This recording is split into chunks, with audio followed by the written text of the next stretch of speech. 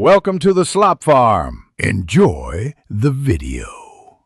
You begin by selecting the object that contains the vertex. Make sure it is a polyline or spline so the right tools apply.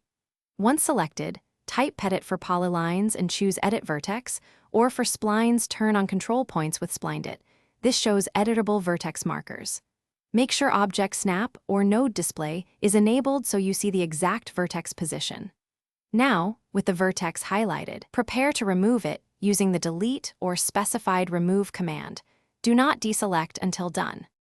Now execute the removal. For polylines, enter Pedit, choose Vertex, navigate to the vertex and pick Remove. For splines, run Splined It and remove the control point. Once done, inspect the shape. Make sure lines flow smoothly and that no unintended kinks or open gaps appear. If the polyline becomes straight where you need curvature, consider inserting a new vertex or use Fit/Spline options to smooth the curve. Remember, you can press Undo immediately if the change is wrong, so proceed confidently and check closely. Finish by closing the edit session and running Region to refresh the drawing. This ensures vertex removal updates visually. Next, tidy geometry. Use Join if segments separated, Fillet for smoothing corners, or Trim to remove overlaps.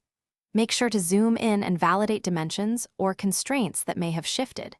If something goes wrong, immediately use Undo to revert, or retrieve a backed-up version or external reference to restore the original. One tip: if vertex removal creates odd topology, try Thanks for watching. Consider subscribing if we helped you today.